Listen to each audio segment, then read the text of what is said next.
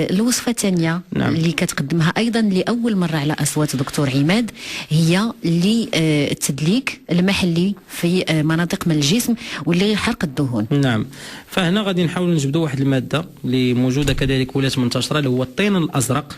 الطين الأزرق علاش؟ غني بمادة السيليسيوم والكوبالت، فهاد جوج ديال المواد عندهم فعالية كبيرة في حرق الدهون وكذلك كيعطيونا المرونة البشرة ديالنا بواحد الطريقة سريعة. إذا كناخذوا الطين الأزرق، إذا كنعاود الطين الأزرق لاغجيل بلو كناخذوا منه معلقة صغيرة فقط، كنزيدوا عليه معلقة كبيرة من زيت البرتقال وزيت أرجل الجميل.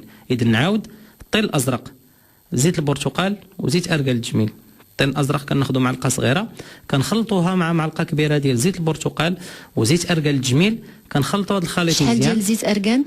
معلقة كبيرة، يعني معلقة كبيرة زيت البرتقال. إذا البرتقال وديال الأرجان جوج معلقة كبيرة من كل زيت. نعم. ومعلقة صغيرة ديال الطين الأزرق. وتخلط السيدة داكشي. كنخلطوهم مزيان ومن بعد هذاك الخليط كنهزوه، واخا يكون غير شويه كيتهز لينا في يدينا كنديروا به واحد الماساج في البلايص اللي بغيناهم ينقصوا، كندهنوا مزيان تاع مستوى البطن او الأرداف اكيد اللي كيتشكاو منها بزاف السيدات. نعم. وبالنسبه للبطن كندوروا عليه هذاك كما كنقولوا داك السيلوفان يعني اللي كنستعملوا في المطبخ، كنخليوه من بعد ما كنديروا ماساج ديال 5 حتى ل 10 دقائق، كنخليوه مده ديال 50 دقيقه وكنغسلوه.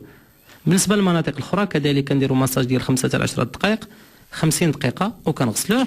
العمليه كنديروها نهاريه نهار لا مده ديال 3 شهور وكتعطي ان شاء الله المفعول. بالفعل شهر ونص غادي يبان المفعول ان شاء الله. دكتور عماد، السيدات اللي كيتريضوا واش هاد الماده ممكن يديروها قبل ما يتريضوا؟